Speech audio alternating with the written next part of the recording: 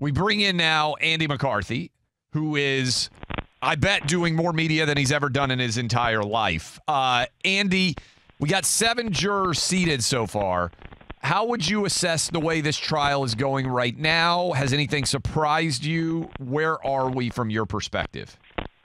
The pace of jury selection has really surprised me because you mentioned media. When we were doing it on Monday, I guess I tried to warn people ahead of time that nothing really happens during jury selection. It was, obviously it's historic that it's the first formal day of the trial against the first former president, who happens to be the de facto Republican nominee.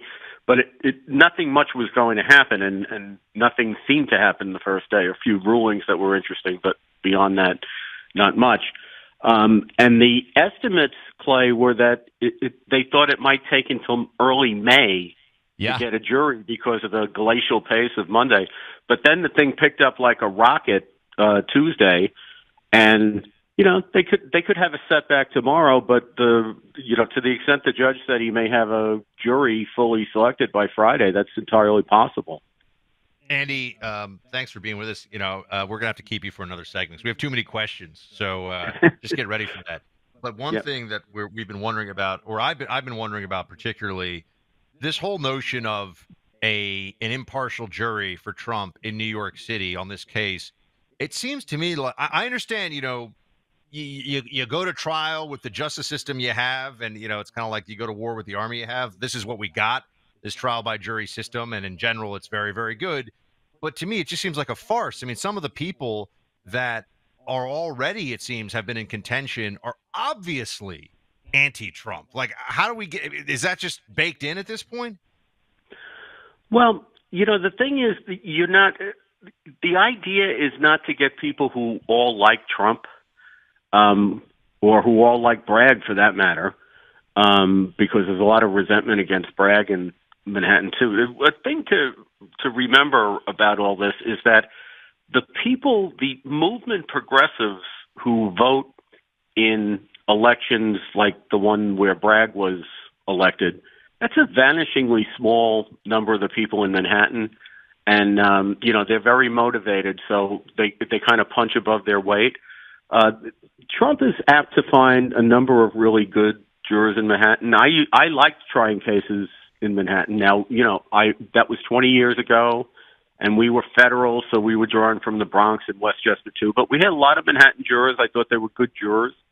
The process is supposed to lend itself to a pretty searching examination of these jurors, so you can make a discriminating choice about them. There's a lot of latitude to move to remove people by choice. For cause rather.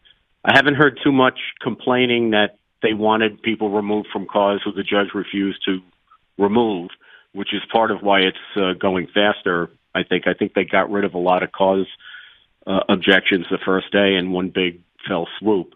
But also remember, in terms of balance, even if you accept as a premise that Manhattan is cut against Trump, which it clearly is, Trump only needs 1, to win here. Yeah. Bragg needs 12, and that's a big difference when you have a case like Bragg has, which is a kind of a dog's breakfast of a case. When we come back, I want to ask you this question, Andy. What would happen if Trump were convicted? What's the process that would play out? Thank you for joining us. You good to come back for one more segment? Yeah, of course. Yep. Great. Yeah, let's get into that, Clay, because, are they going to lock him up if they can, is really what we want to dive into, and what would that look like, and how would this all work, what the process is. Welcome back in, Clay and Buck. All right, Andy, let's dive right in it. We're speaking to Andy McCarthy of National Review and Fox News, 20-plus years, Southern District of New York, prosecutor. Andy, if they find Trump guilty, what do you think happens? I mean, give us the timeline and the possible punishments. Well, allowing that things are moving a little faster than we thought, and we'll see if that continues. Let's say the trial goes into mid to late May, maybe early June. If he were to get convicted, I think it matters a lot what he gets convicted of, and we can come back around and talk about that. But let's assume, for argument's sake, he gets convicted of 1 or more felonies in the indictment. which are all the charges of felonies in the indictment. He would have a maximum sentence, as I understand the way New York groups statutory counts, of 4 years. And sentencing is normally about 3 months after a conviction. This is a nonviolent crime. He's a first offender. In New York, he should not get a sentence of incarceration. But, if you had asked me about Alan Weisselberg, who Bragg has prosecuted twice in the last 2 years, I would have told you he shouldn't get one either. And they have him in now for, I think, his second 5-month stint at Rikers. So there'll be a lot of pressure from the left, which certainly Bragg and the judge seem to be very keen to put him in prison for some period of time. I think Trump will be able to delay that. And my understanding of the way New York appellate law works is that once he appeals, the sentence can be, any sentence imposed can be frozen until the appeal's done. And the appeal would take well after the election. Oh, yeah, be into next year for sure.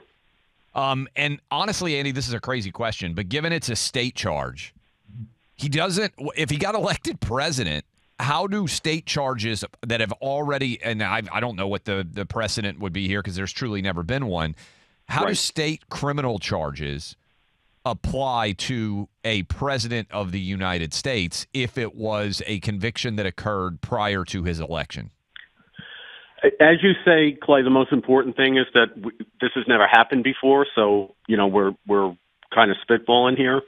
But my view would be the Trump Justice Department would argue under the Supremacy Clause that any sentence ought to be postponed until after his term is over. That, in other words, the state can't execute a sentence that would prevent the federal government from doing its ordinary functions. And I kind of doubt that the state would fight that point. I think, what they want here is to get Trump convicted.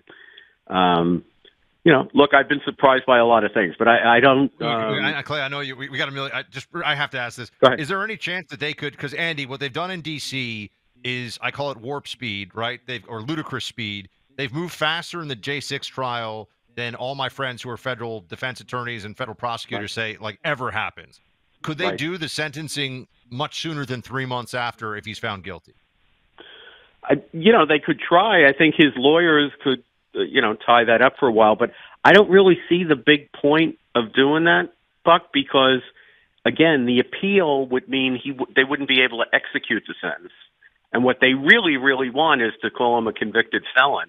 I think how much he gets sentenced would be beside the point. And it could be scandalous if you put Trump in jail when Bragg is taking serious crimes and turning them into misdemeanors or not charging them at all. That's certainly not going to be helpful to Biden.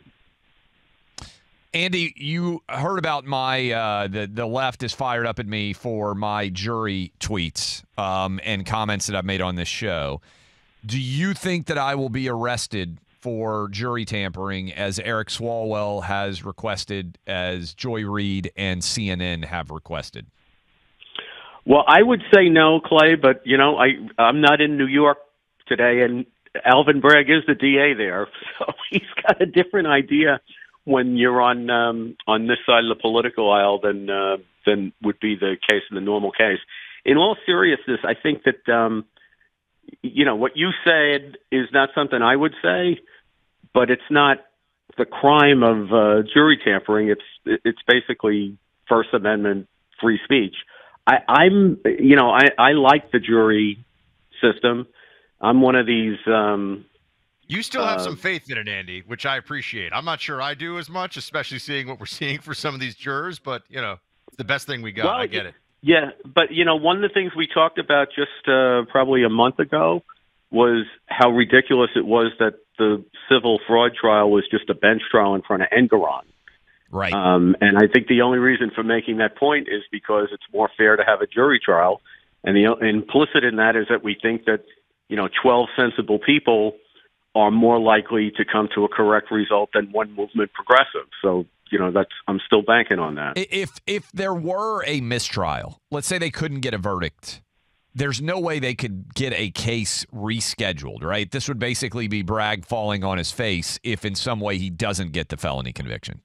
Yeah, I think number one, it'd be ridiculous if he wanted to try it again, because if they don't get him on this, it's going to be because it's a ridiculous case, which Bragg knew in the first place, and that's why he shut it down in 2022. If they don't get a conviction, it's going to be because of things like Michael Cohen, which doesn't get better over time. But the other thing, just to be totally practical about it, is Trump's dance card's going to be filled up with, classified information proceedings down in the Florida case, and all of the pretrial stuff in the Washington case, the J6 case, is going to start up again once the Supreme Court rules on immunity. Because when they rule on immunity, assuming they rule against Trump, which I do, then the case is good. The jurisdiction over the case is going to go back to Judge Chutkan, and she's going to start having hearings and putting the pedal to the metal. Well, the good news, it sounds like, Andy, neither Trump nor Clay are going to the big house and going to be cellmates, perhaps having to pick who gets top bunk anytime soon. Let's pray for that outcome. I agree with that. Pray for it. It'd be a hell of a television show. That's right. Can I just tell you one thing, Andy? When Clay was when the heat was turned up on Clay, you know what he said? I'd love to have Andy as my defender if I did say that. Face charges. I would hire you. Might make some money off this before all is said and done. Yeah, I might come out of retirement for that case. There we go. All right, everybody.